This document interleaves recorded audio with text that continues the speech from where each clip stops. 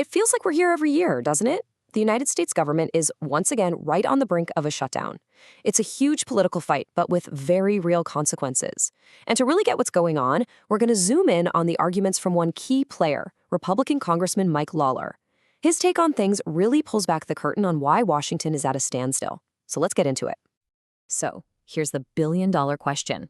Why? Seriously, why is this happening? The funding is about to run out, and you'd think keeping the government open would be priority number one. Well, as we're about to see, the answer gets into a pretty fundamental disagreement. And it's not just about money. It's about how you're supposed to govern when you're running out of time. All right, first things first, a shutdown looms. Let's just set the scene here, because to understand the fight, you have to feel the pressure in Washington in these final ticking hours. According to Congressman Lawler, the picture is pretty grim. He literally says the government is barreling towards a shutdown. And that's not just some soundbite for TV. It means the money for all sorts of essential services is about to just stop. And right now, a lapse feels all but certain. Okay, so whenever a shutdown gets this close, the next thing that happens is the blame game, right? And from where Congressman Lawler is sitting, the fault lies with what he says is a complete flip-flop in strategy from his Democratic colleagues.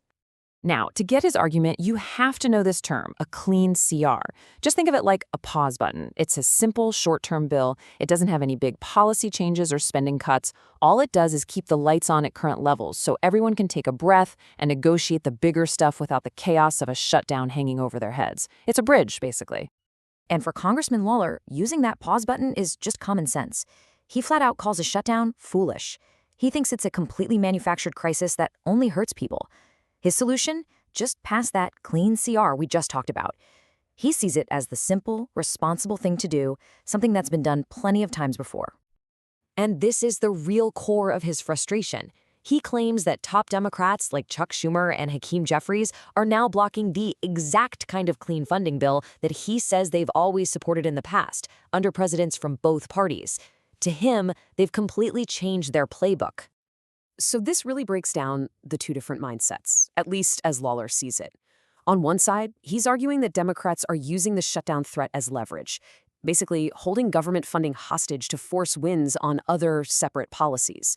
On the other side, he says, his party's position is, let's separate these things. Let's pass a clean bill to keep the government open, and then we can have those big policy fights. So, why the change? What's his theory? Well, he doesn't mince words. He calls it pure political posturing. He's arguing that because Democrats don't control the House, they're using this shutdown threat as a tool to get leverage they couldn't get any other way. Okay, so let's move past the political finger-pointing for a second. What are the actual stakes here? Lawler makes it really clear that this isn't just some drama inside the D.C. Beltway. It has real, painful consequences for regular people. I mean, look at this list he lays out. From his perspective, a shutdown hits people who rely on the social safety net. It can mess with pay and benefits for our military members and our veterans. It can disrupt critical stuff like border security. It just injects a huge amount of chaos and uncertainty into the lives of millions of Americans. And if you want to put a number on the economic damage, he points to a pretty jarring projection from Bloomberg Economics. They calculated that a potential shutdown could actually push the unemployment rate up to 4.7%. I mean, think about that. That's a huge economic hit that he believes is completely unnecessary. And the ripple effects don't stop there. A shutdown can actually delay the release of really important economic data, like the monthly jobs report. And if that happens, the Federal Reserve is kind of flying blind when it's making these huge decisions on interest rates. And that, of course, affects everybody's mortgage, their car loans, you name it. It just creates this cloud of uncertainty over the whole economy. And to add another layer of risk to this whole thing, the White House has apparently even floated the idea of permanent layoffs for federal workers. Now, Lawler says he thinks that's a bad tactic, but it just goes to show how high the stakes are in what he calls the political games being played. So you have to wonder, right? Why would anyone risk all this? Well, according to Lawler, it's because this funding fight isn't just about the budget.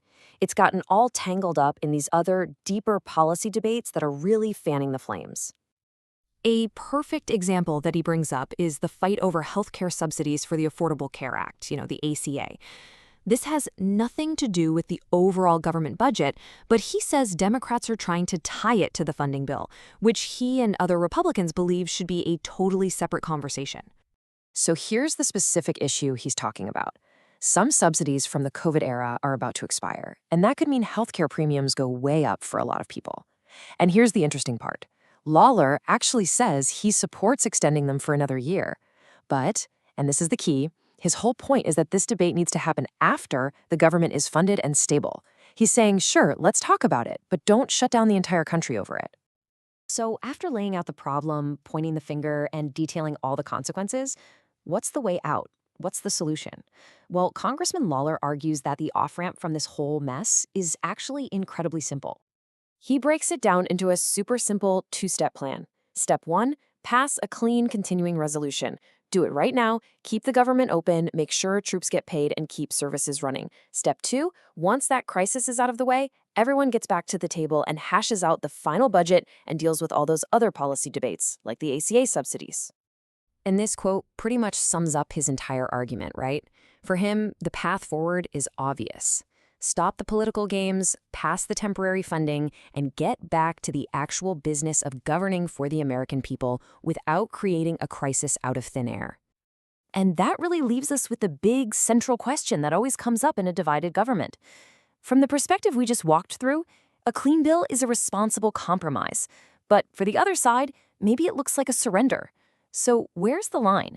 When does using every political tool you have cross over into a dangerous game where, in the end, the only people who really lose are the public?